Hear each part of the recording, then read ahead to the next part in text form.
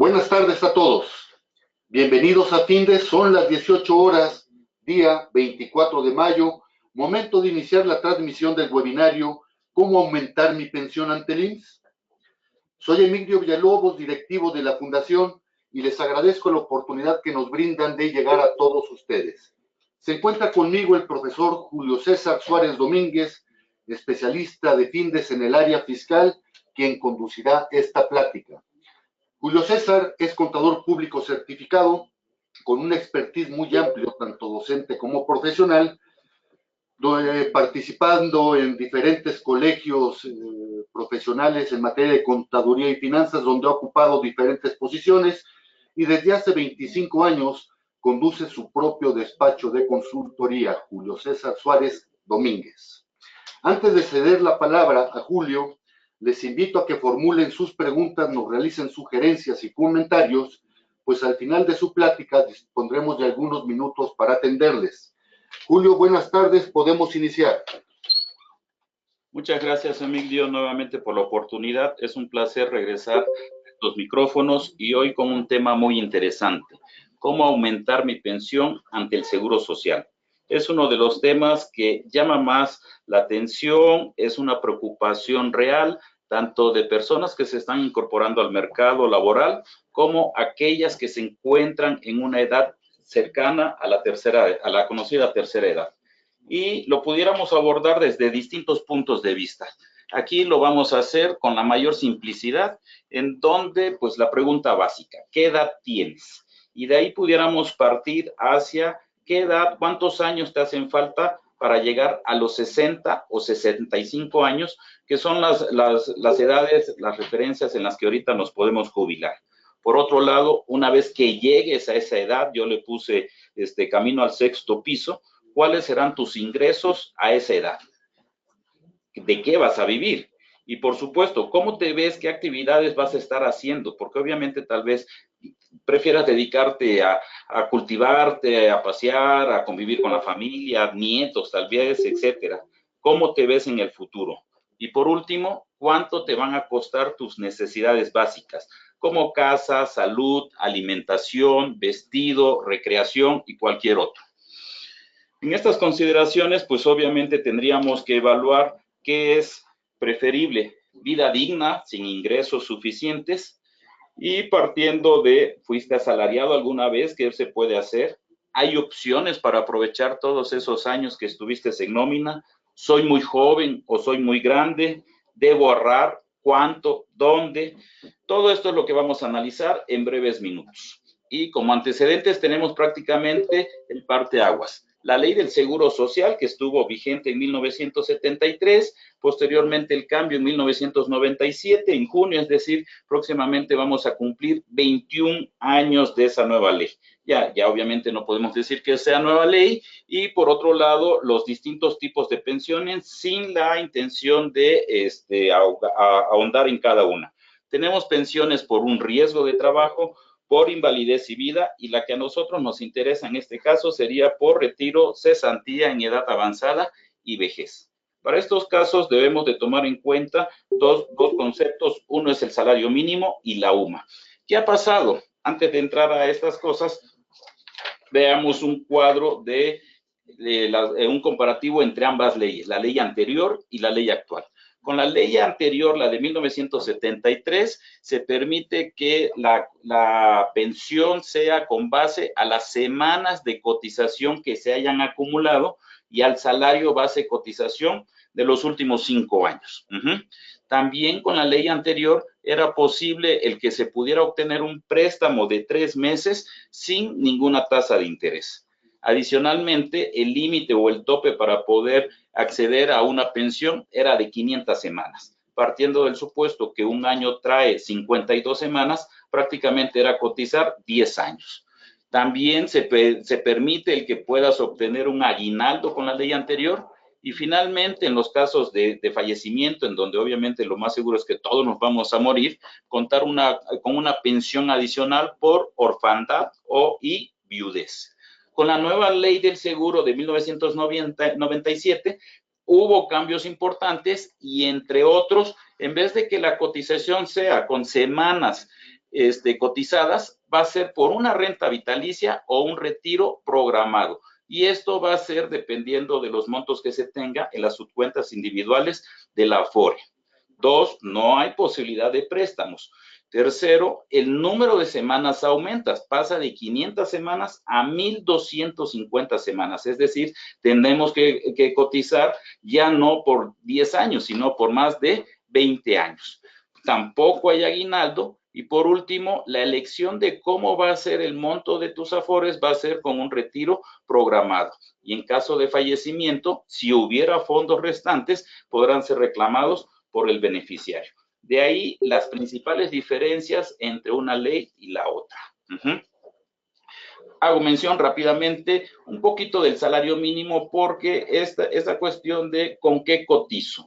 Durante muchos años la referencia fue el salario mínimo. El salario mínimo en 2016 tiene un cambio sustancial, se le incrementa una partida denominada monto independiente recuperación. Para 2017 nuevamente se recurre a esta figura y finalmente el salario mínimo actual es de 88 pesos con 36 centavos. Este nuevo salario mínimo entró en vigor el 1 de diciembre del año pasado y en su momento se estableció que en el primer trimestre, si existían las condiciones económicas favorables, otra vez iba a haber una revisión. Y coincidentemente, nosotros estamos a la vanguardia, pudiéramos decir al día, exactamente este lunes pasado, el 21 de mayo, acaba la CONASAM y la Comisión Nacional de los Salarios Mínimos dictaminar que no hay estas condiciones económicas favorables. Yo en su momento preguntaba o cuestionaba, piensen un poco mal, era un tema electoral, no se podía prever, y para quitar ese velo, la CONASAMI dice que los factores está la negociación del Tratado de Libre Comercio, la reforma fiscal en Estados Unidos, la inflación, la devaluación, entre otras. Entonces, no va a haber revisión del salario mínimo por el momento. Y recordar nada más que este salario mínimo se aplica en toda la República Mexicana en casi 2,500 municipios. Posteriormente viene un concepto en 2015 denominado UMA, Unidad de Medida y Actualización. Esta unidad de medida y actualización entró en vigor en enero del 2016 y el monto a efectos de que no hubiera ahí ninguna discrepancia, error, confusión o lo que sea, permaneció exactamente igual que lo que era el equivalente al salario mínimo. Posteriormente se decide que se iba a incrementar con la inflación acumulada de cada año y la modificación iba a ser en febrero o iba a entrar en vigor en febrero de cada año. Para 2017 pasa de 73.04 a 75.49 pesos.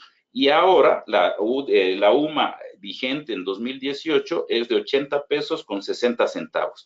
El salario mínimo, recuerdo nuevamente, es de 88.36, ya que aquí vemos obviamente que ya empieza a haber una separación entre el salario mínimo y la UMA, que en 2016 ambos eran la misma cantidad. Y precisamente una de las razones por las cuales surge la UMA era la cuestión de que todas las cosas estaban denominadas en veces de salario mínimo. Y esto era una restricción que limitaba precisamente a poder liberar el salario mínimo y tuviera incrementos mayores, que es lo que estamos viendo actualmente.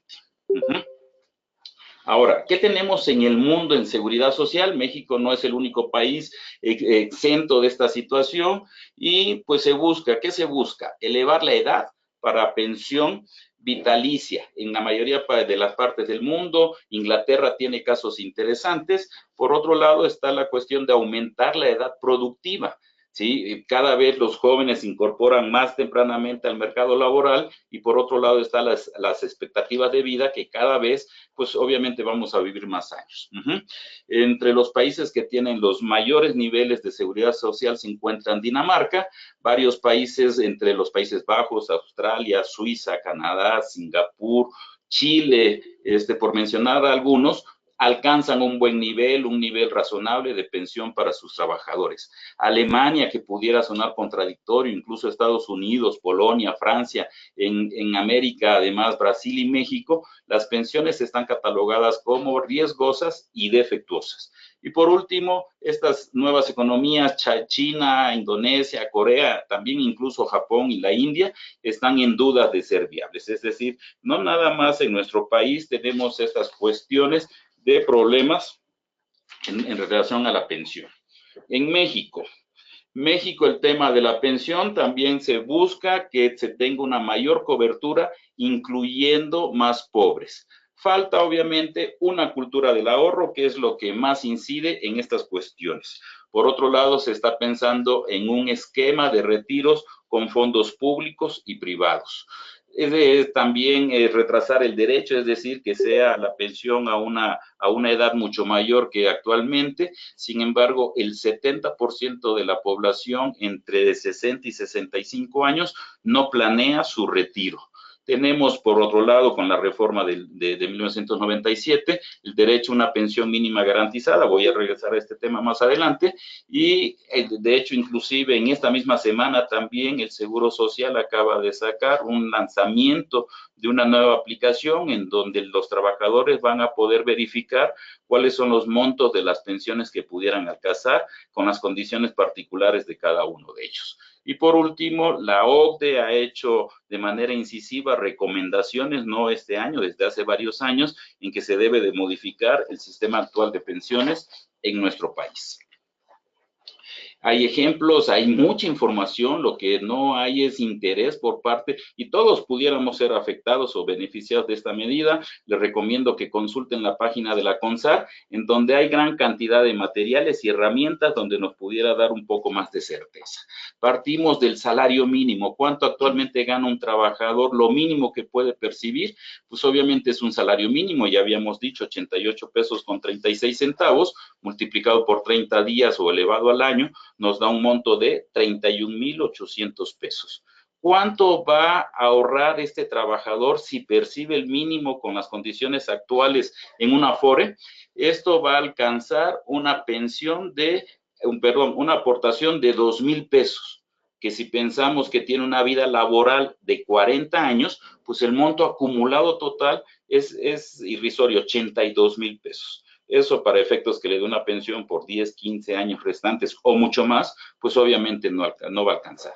Y por último, recordar que el monto total de las aportaciones es tripartita, una parte la realiza el patrón, otra parte la realiza el trabajador y una tercera parte la realiza el gobierno. De esto es un total de 6.5%, la mayor parte por parte a cargo del patrón, 5.15%, el trabajador el 1.125 y el gobierno el 0.225. En México, la CONSAR ha mantenido de manera permanente una campaña para fomentar el ahorro. Actualmente hay 15 formas o canales para precisamente facilitar este ahorro voluntario. Se acaban de incorporar 2 aplicaciones más, una que se llama Ya Estás y otra de punto recargas. Es interesante, podemos nosotros ahorrar desde un 7-Eleven, en Telecom, en Chedraui, en Farmacias del Ahorro, en Extra, en Kmart. O sea, facilidades hay. El único problema es o no hay poder adquisitivo que alcance al ahorro, o bien, pues obviamente no tenemos esta cultura del ahorro. Otro tema interesante y que cada vez lo escuchamos más es el nivel, el tipo de vida, la situación de los famosos millennials.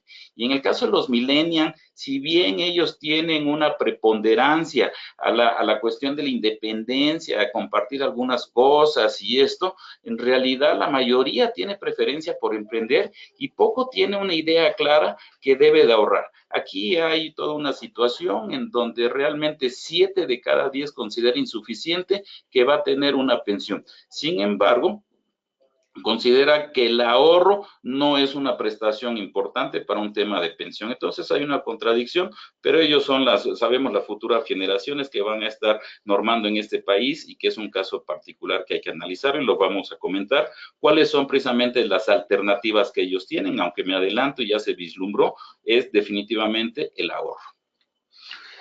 Ahora sí entramos un poquito a el tema de la ley anterior. Aquí prácticamente, vuelvo a insistir, estamos dividiendo al universo de trabajadores en 2. Aquellos que todavía tienen derecho a pensionarse con la ley anterior, que inclusive es opcional, decidan si se jubilan con la ley anterior o con la ley actual, pero que en todos los casos siempre les va a convenir, sea con la ley anterior. Todos estos trabajadores, voy a hablar a qué tienen derecho, cómo se calcula, etcétera. ¿cómo saber si a mí me corresponde la ley anterior o la ley actual? Muy sencillo, si tienes un número de seguro social, voltéalo a ver, te viene una serie de números, toma en cuenta el segundo par, no el primero, el segundo, y ese va a ser la fecha en la que fuiste registrado por primera vez en una empresa. Ese número, hay que decir, no va a cambiar. Aunque se llegan a presentar errores, duplicidades, etcétera, ese número no cambia. ¿Quieres confirmar la información? El tercer par corresponde al año de tu nacimiento. Entonces, si tu número de seguro social, el segundo par, es antes de 1997, tienes derecho a jubilarte con la ley anterior. Inclusive cabe la posibilidad para aquellos trabajadores que aún siendo 1997, si la inscripción fue en el primer semestre de enero a junio, todavía se puede uno jubilar con la ley anterior. Y hay casos aislados, no quiero entrar al detalle, trabajadores que adquirieron su número a través de una afiliación por parte del sistema escolar, bachillerato sobre todo, que los inscribía, esos no entran para esta cuestión, tienen que ser para efectos laborales. Ok, entonces analizamos. Un trabajador con la ley anterior se puede jubilar por retiro, cesantía en edad avanzada y vejez. ¿Qué requisitos tiene? Necesita contar con 500 semanas y tener una edad mínimo 60 años. Antes no te puedes jubilar, aunque tengas la edad. Si no tienes las semanas, no vas a alcanzar una pensión. Pues hay muchas personas que tienen las semanas, pero todavía no llegan a la edad, no te puedes jubilar. Pensando que ya tienes las semanas y ya tienes la edad, entonces tu cotización se va a determinar con base al promedio de las últimas 250 semanas. Entonces, aquí es donde está la clave para que estos trabajadores pudieran incrementar, obviamente todo bajo la ley, aquí no hay nada que llame la atención, ni suspicacias, ni nada. Es el promedio del salario base cotización de las últimas 250 semanas, es decir, de los últimos 5 años. ¿Cómo se va a integrar? Esta es un tema, ya está muy estudiado y todo, es un poco técnico, no voy a entrar al detalle cómo se determina, simplemente mencionar, hay cuantías básicas que van incrementando los montos, pero en términos generales, entre más semanas cotizadas, más va a ser el monto de la pensión que puedas alcanzar. Este derecho se va incrementando por cada año de cotizado y estas cuantías van a tener también un incremento parcial dependiendo si vamos a suponer yo me jubilo a los 60 años con 8 meses, 9 meses, 3 meses, etcétera, me dice de la semana 1 a las 12 no hay un incremento, de la semana 3 a las 26 vas a tener derecho a un 50% y más de 26 semanas se te reconoce al 100%. Y aquí es otra de las claves que nos permite jugar un poco con las pensiones, porque obviamente, el monto que un trabajador puede percibir a los 62 años es distinto de los montos que puede percibir a los 63, pero este trabajador se puede jubilar a los 62 años y medio y una semana y el monto que va a alcanzar es exactamente el mismo que si tuviera 63 años. A eso me estoy refiriendo con estos incrementos parciales. Habíamos mencionado también que se tiene derecho a un aguinaldo, que normalmente lo cubre en el mes de noviembre el Seguro Social. Por otro lado, estas asignaciones incluyen a la familia y una ayuda asistencial dependiendo de si tiene una esposa o concubina. Habría que mencionar que en los casos de concubinato todavía las reglas no facilitan mucho la comprobación, es todo un calvario poderlo demostrar, pero bueno, ahí va caminando esto. Por otro lado, si hay posibilidades, hijos menores de 16 años, también se te va a incrementar el monto de la pensión y si están estudiando, etcétera. Y finalmente, otra de las contraprestaciones que ya lo habíamos mencionado es en caso de fallecimiento. La ley del Seguro Social, por la manera en que está redactada, dice que la viuda tendrá derecho a una pensión por el caso de fallecimiento, pero en los que ha sucedido situaciones en donde el que fallece es la trabajadora y entonces la persona, el varón es el que queda viudo y el Seguro Social dice ellos no tienen derecho al Seguro Social. Hay temas ahí en litigio todavía, es esta cuestión de equidad de género y derechos humanos y todos los cambios cambios que se han dado en nuestro país recientemente, pues están incidiendo, pero sin embargo, actualmente en casos de viudos, varones no tienen derecho a la pensión. La pueden pelear y ahí va caminando en los tribunales. Finalmente, vaya, tengas hijos, no tengas hijos, estés casado, no estés casado, hombre o mujer, estas asignaciones te van a reconocer siempre como mínimo con un 10%. Y cuando hablamos del retiro en cesantía, en edad avanzada y vejez, no es lo mismo a una pensión por jubilación. Entre la edad de 60 y 64 años estamos hablando que son estas pensiones de retiro, cesantía en edad avanzada, y cuando alcanzas los 65 años es por vejez. Ahora, ¿cuál es la diferencia? La diferencia es que si tú decides jubilarte por vejez, esta pensión la vas a tener que hacer una vez que tengas 65 años. Habíamos comentado, la puedes hacer cuando tengas 64 años y medio y una semana adicional. Pero en caso de que decidas, hay gente que tiene la idea de, oye, ¿sabes qué? Mira, yo prefiero jubilarme a los 60 porque no vaya a ser la de malas y no llegue a la edad y mejor de una vez. Ok, en estos casos, el trabajador que se jubile a los 60 años, el monto de su pensión va a equivaler al 75%. Y va a ir subiendo de 5 en 5 por cada año cumplido. Es decir, otra vez 60 años, 75%. 61 años, 80%. 62 años sube al 85%, 63 al 90%, 64 años al 95% y por último, 65 años, el 100%. Habría que hacer, hay herramientas que nos permiten proyectar ¿qué nos conviene? Esta es una pregunta muy común. Oye, ¿qué me conviene? ¿Me jubilo a los 60 o a los 65? Es una consideración personal, habría que tomar en cuenta pues antecedentes familiares, genéticos, estados de salud, situación, etcétera. Hay gente que se siente muy bien, la realidad es que todos nos vamos a morir, no sabemos cuándo, pero es una decisión personal. Los números te pueden ayudar a que tomes una decisión, se te hace la proyección y tú decides si te conviene más jubilarte a los 62 o a los 63. Pero lo que no podemos es nosotros decir en qué momento la tienes que hacer, es una decisión personal.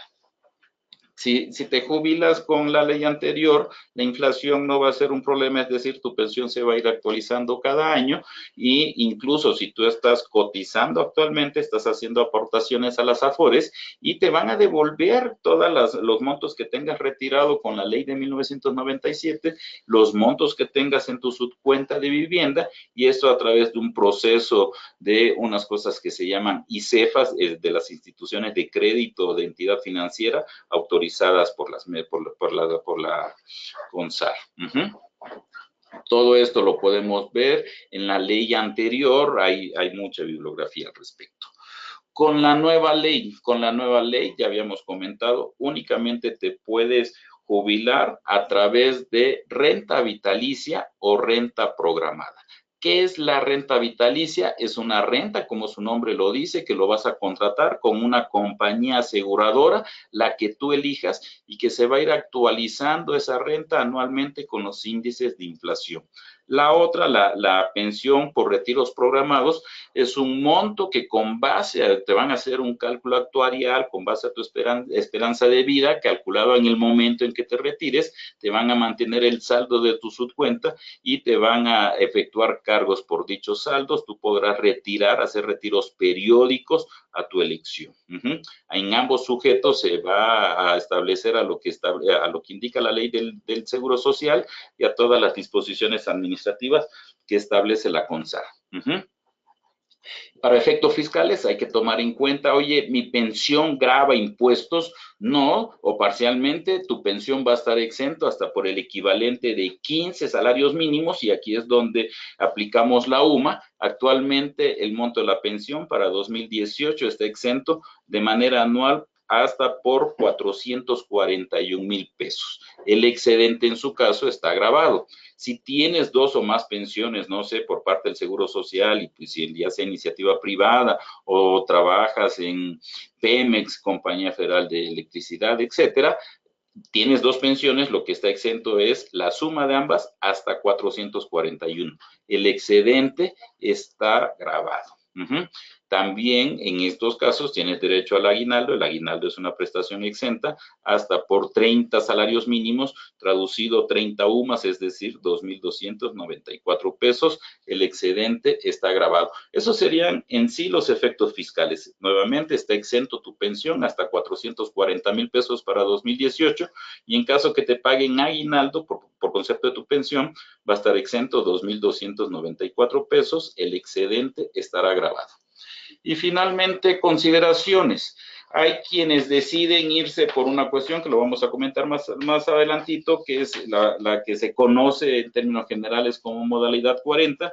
Aquí se recomienda el contratar, tener la prestación de la asistencia médica. Existe una continuación al régimen obligatorio conocido como seguro de salud para la familia. Es una cuota fija que se paga dependiendo de la edad de las personas y vamos a suponer yo estoy cotizando de manera independiente, pero esta cotización que vamos a comentar más adelantito no incluye atención médica.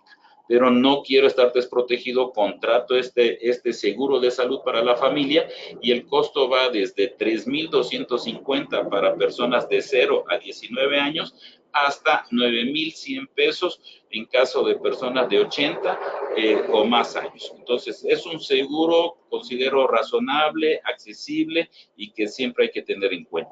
¿Qué sucede? Que si lo adquiero es personal, únicamente para mí. Si estoy casado y tengo 2 hijos, pues tendría que cotizar o adquirir 4 seguros. Obviamente el mío personal, el de mi cónyuge y el de mis descendientes, y los montos van a ser dependiendo de la edad de cada uno de ellos.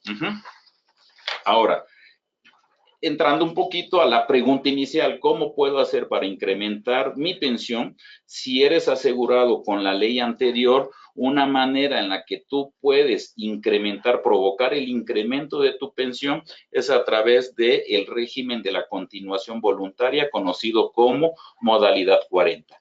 En donde tú llegas en un momento dado en tu vida laboral y dices hasta aquí, muchas gracias, y posteriormente te acercas al Seguro Social y le dices, oiga, yo quiero comprar este seguro. ¿Qué seguro? El de la continuación voluntaria. ¿Cuánto cuesta? Va a costar dependiendo de cuánto quieres cotizar. Sabemos que para efectos del Seguro Social hay un tope y el tope son 25 veces el salario mínimo. Entonces tú puedes adquirir un seguro por 5, 10, 15, 20 o hasta 25 veces el salario mínimo y con base a eso te va a costar. ¿Cuánto es el monto para 2018? Más o menos unos 75,000 pesos, el pago es mensual. Vas a pagar 6, 7 mil pesos cada año, cada mes, y es lo máximo con lo que puedes tú topar. Y entonces, la idea, o este es el máximo beneficio que puedes adquirir, no importa si incluso ganas 1,000,000 de pesos y con eso estás cotizando, vas a cotizar con 25 veces el salario mínimo, no te vas a jubilar con 1,000,000 de pesos, te vas a jubilar con el promedio de las últimas 500 semanas, que son los últimos 5 años, 250 semanas, perdón. Y entonces, ¿qué haces? Aumentas tu cotización en los últimos 5 años a través de esta modalidad y te vas a jubilar precisamente pues con ese monto, con el salario topado a 25 veces. Ahorita voy a ver unos casos prácticos. Ahora, nada más para ir concretando ya en esta parte final. Si eres un trabajador con la ley actual, la única manera de incrementar tu pensión es a través del ahorro voluntario. No hay ninguna otra manera. Obviamente el salario se va a incidir porque entre más ganas, pues más se va a ir a tu afore. Parto de un ejemplo muy sencillo con un salario mínimo. Lo menos que puedes, obviamente ya lo habíamos mencionado, cobrar o trabajar es un salario mínimo. Partiendo de un supuesto de un trabajador que se incorpora al mercado laboral actualmente, 18 años de edad, se retira a los 65 ganando el mínimo, la cantidad total que va a acumular son 323,000 pesos. Le va a alcanzar para una pensión de 3,051 pesos. Eso es lo mínimo. E incluso aquí la ley del Seguro Social actual establece que en caso que no alcances, tendrás derecho a una pensión mínima garantizada, un salario mínimo. Parto el mismo caso, un trabajador que se incorpora al mercado laboral, 18 años de edad, se retira a los 65, es decir, va a cotizar 40 y tantos años, 30 y tantos años, y cotiza con el máximo autorizado 25 veces el salario mínimo, 25 UMAS. El monto total que va a alcanzar en su Afore es de 1.781.000 pesos. Imagínate cuántos años has trabajado para acumular 1.781.000. Y aquí tu pensión, imagínate, si ganas 26,000 mensual en promedio durante toda tu vida laboral, vas a percibir una pensión de la tercera parte de tu sueldo, 8,500 pesos. ¿Sí? Y entonces, por eso es la importancia de ahorrar. Y aquí hay muchos esquemas. Puede ser directamente a través de las Afores. Hay varias compañías de seguros en donde tienen instrumentos especializados, en donde también habría que contemplar que el ahorro a largo plazo es uno de los medios más eficaces con mayores rendimientos en el mercado financiero. Y por último, parto de un trabajador. El caso anterior era 10 veces el salario mínimo y ahora sí topado 60,450, no puedes cotizar con más. El monto de tu pensión sería 18,000 pesos, nuevamente más o menos conserva la misma proporción, una tercera parte. Es decir, imagínate, durante toda tu vida laboral ganas 60,000 pesos y cuando te jubiles te vas a jubilar con 18,000 pesos, pensando que cotizas desde los 18 años. Hay personas que se incorporan al mercado laboral un poco más tardío. Y en los casos de la ley anterior, con esta idea del régimen de la continuación voluntaria, un trabajador que perciba actualmente 5,000 pesos, estamos hablando de un poco menos de 2 salarios mínimos, y que tenga 20 años laborados, ¿sí? Ya tiene derecho, y si ya tuviera la edad y no hace absolutamente nada, su pensión sería 2,800 pesos, si se jubila a los 60 años. Pero si él tiene la precaución, decide contratar el régimen de continuación voluntaria a los 55 años, va a pagar más o menos, ya había comentado, unos 75,000 pesos, unos 350,000 en 5 años, pero su pensión se va a incrementar de 2,800 pesos a 25,238 pesos. Un trabajador que gana 5,000 pesos. Claro, tendría que hacer un esfuerzo interesante para poder contratar esta cantidad, sin embargo, es muy interesante. Ahora, el mismo caso, 5,000 pesos, pero en vez de que se jubila a los 60, decide jubilarse a los 65. Si se jubila a los 65, en vez de 2,800, le corresponden 4,294 pesos de pensión aproximadamente. Pero lo mismo, si él decide jubilarse a los 65, aquí primero la pensión ya no es al 75%, es al 100%. Y por otro lado, acumuló 5 años más de semanas que hacen que nuevamente se incremente, incida directamente en la pensión. Entre más semanas tengas, más va a ser el monto, y tu pensión, en vez de que fuera 25,000 pesos, son 41,737 pesos. Es decir, ahora es el caso contrario, un trabajador que independientemente de lo que haya percibido en promedio en su vida laboral, si con el promedio 5,000, un obrero, un trabajador regular gana 5,000 pesos, se puede llevar una pensión de 41,000 haciendo un esfuerzo o haciendo una planeación, creo que vale la pena. Y pongo el mismo caso para alguien de 8,000, es exactamente lo mismo. Aquí no tiene nada que ver si gana 5, 10, 15,000 pesos, porque al final del día lo que tiene que ver son el número de semanas. Este trabajador igual, si no hace nada y se jubila, normalmente tenemos por ahí, pueden ser nuestros padres, mi papá es un obrero, trabaja, no sé, en la industria automotriz o en refresquera, lo que sea, siempre ha sido un peón, gana 8,000 pesos. Oye, ¿cuánto le va a tocar de pensión? Si no hace nada y se jubila, decide jubilarse a los 60 años, su pensión va a ser 3,900 pesos. Si por alguna razón, sabemos, cada vez es más común ver personas de 60, 70, 80 años perfectamente bien de salud, enteras, etcétera, y decide jubilarse a los 65, en vez de 3,900, su pensión va a ser 6,256. Pero si hace esta proyección y decide contratar la famosa modalidad 40, su pensión, en vez de 3,900 pesos que pudiera tener derecho a los 60 años, sería de 25,000, 238, exactamente que el caso anterior del trabajador que ganaba el mínimo, porque aquí lo que está influyendo son las últimas semanas, los últimos 5 años de semanas cotizadas. Y también si se decide jubilar a los 65, la pensión pasaría a 41,737. Entonces, aquí es una consideración de edad, semanas, si es la ley anterior, es la ley actual. Hay una gran cantidad de gamas, de proyecciones que se pueden hacer. Yo estoy a sus órdenes para cualquier duda, espero haber sido claro y nuevamente agradecer a Findes por la oportunidad. Emilio, ha sido para mí un placer como siempre. Gracias, Julio. Vamos a proceder a atender algunas de las dudas que nos presentan los participantes. Araceli Sánchez, buenas tardes, gracias por su participación. Sí, con toda certeza, si así lo quiere, le enviamos los datos del profesor a su correo electrónico. Nos pregunta Lourdes Sánchez. Lourdes, buenas tardes, gracias. Yo soy de la ley de 1973, pero quiero ver cómo tramitar mi retiro por no tener las semanas que aún no tengo la edad, pero sí las semanas que tengo 49 divididas por contratar al promedio. No, ¿dónde puedo contactar al ponente? También, Lourdes, le podemos enviar la información con mucho gusto.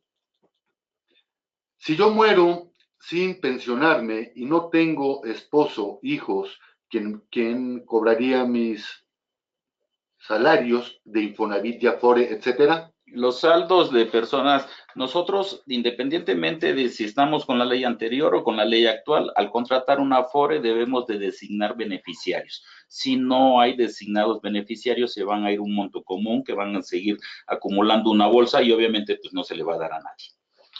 Karine Rodríguez, buenas tardes, Karine, gracias por participar. Karine nos dice, mi mamá quedó viuda hace casi 10 años y no recibió pensión porque le dijeron que no tenía las semanas suficientes cotizadas. ¿Es correcto? Bueno, aquí obviamente la pensión por viudez se obtiene cuando la persona que fallece tenía una pensión, es decir, en este caso, tu mamá era la beneficiaria siempre y cuando tu papá hubiera tramitado una pensión. Si tu papá no tenía una pensión, pues obviamente no le van a dar una pensión por viudez a tu mamá, no tiene nada que ver las semanas. Las semanas sería en todo caso, tal vez ella durante algún tiempo laboró y que pudiera acceder a su propia pensión, pero no por viudez. Oscar Hernández, buenas tardes. De igual manera, con mucho gusto le mandamos la información para contactar al profesor. Tenemos el caso de Isidro Hernández. Isidro nos pregunta, ¿podrían enviar el material de la presentación? Isidro, a partir del próximo lunes usted podrá ingresar a la página findes.org que aparece en su pantalla, verá la sección de webinarios y ahí estará grabada esta presentación. Nos pregunta Claudia Sánchez. Claudia, buenas tardes. Gracias por participar. Actualmente me estoy cotizando, no estoy cotizando, ya en mi trabajo no me han dado el alta ante el IMSS. ¿Qué puedo hacer para seguir cotizando por mi propia cuenta? Habíamos comentado esta continuación voluntaria, como su nombre lo dice, puedes tú adquirir directamente. Habría que evaluar si te conviene, bajo qué términos y todo, porque una vez que lo contrates no puedes modificar el monto, pero sí puedes cotizar de manera independiente. Karime Rodríguez, buenas tardes. Karime nos pregunta, ¿el seguro del régimen de continuación voluntaria se adquiere en el IMSS? Es correcto, es el conocido como la famosa modalidad 40, necesitas de estar dada de baja en el Seguro Social para poderlo contratar y sí es directamente en el Seguro Social. Omar Juárez, buenas tardes, gracias por su pregunta. Nos dice, mi madre está dada de alta en el año 83, tiene actualmente 64 años, verificamos y está dada de alta con un salario mínimo. ¿Cómo podríamos aprovechar estos años que está trabajando para aumentar su pensión? A ver, en el caso de tu mamá, por la edad, tiene 64 años. se puede ella jubilar con el promedio de los últimos 5 años, pero entonces se estaría obteniendo su pensión hasta los 69 y obviamente pues la edad incide, es una decisión personal, pero sí se pueden aprovechar o subirle lo más que se pueda 1 o 2 años para que jueguen el promedio. Muy bien. Antes de terminar con esta transmisión, les recuerdo que todos los jueves a las 18 horas estaremos abordando diferentes tópicos en el ámbito de los negocios. El próximo jueves 31 de mayo a las 6 de la tarde trataremos el tema riesgo de liquidez. Los esperamos. Inviten a sus compañeros, inviten a sus amigos. Son las 18:40 del día 24 de mayo. Damos por concluida la transmisión de este webinario. Muchas gracias a todos. Hasta luego.